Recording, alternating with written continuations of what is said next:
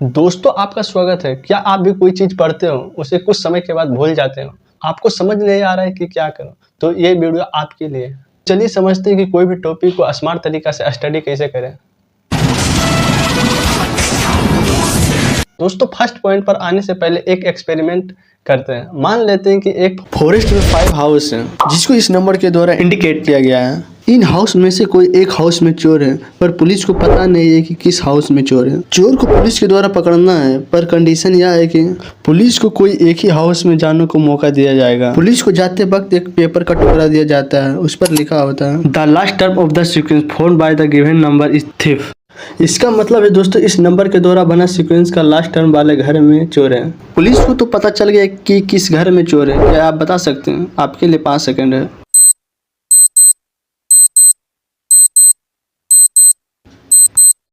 अगर आप इसका आंसर 729 दिया तो कांग्रेचुलेसन, अगर नहीं दिया तो कोई बात नहीं। ये सारे नंबर जियोमेट्रिक प्रोग्रेशन के सीक्वेंस में एक्सेप्ट 748, जो कि इस सीक्वेंस का लास्ट टर्म 729 है, और पुलिस समझ जाते इसी घर में चोर है। चोर को पकड़ने में पुलिस को पेपर पर लिखे वर्ड ने मदद किया, क्योंकि चोर को पकड़ने में और पेपर पर लिखे वर्ड में एक रिलेशन था जो कि पुलिस को समझ आ गया था। उसी प्रकार दोस्तों जब आप अच्छी तरह से स्टडी करना चाहते हो, फर्स्ट पॉइंट पर आपको ध्यान देना होगा कि जिस टॉपिक को आप पढ़ने जा रहे हो उससे रिलेटेड बेसिक इन्फॉर्मेशन आप अच्छी तरह से समझ लें। चलो इसी एग्जांपल के थ्रू समझते हैं। जैसे मुझे ट्राइगोनोमेट्री में sine cos and tan theta के बारे में समझना है, इससे पहले हमें समझना होगा राइट एंगल ट्राइंगल के बारे में, क्योंकि sine cos theta right angle triangle से रिलेटेड है। अगर आपको राइट एंगल ट्राइंगल में बेस परपेंडिकुलर एंड हाइपोटेन्यूस के बारे में अच्छी तरह से पता नहीं हुआ तो क्या आप sine cos and tan theta के बारे में अच्छी तरह से समझ पाओगे? आपको ये समझने के लिए आपको राइट एंगल ट्रायंगल में ये जरूर पता होना चाहिए कि राइट एंगल ट्रायंगल का एक कोण 90 डिग्री का होता है।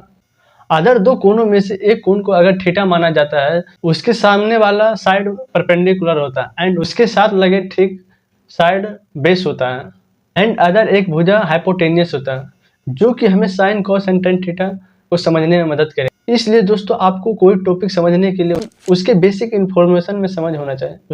Point number 2, explain the topic yourself. Great scientist Albert Einstein ने कहे थे, if you can not explain it simply it means you don't understand it well enough.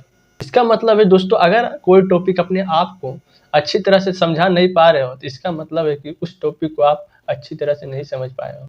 इसीलिए आपको लगता है कि कोई कॉन्सेप्ट क्लियर हो गया तो उसे अपने आप को समझाओ। Point number 3, highlight main point and remember formula.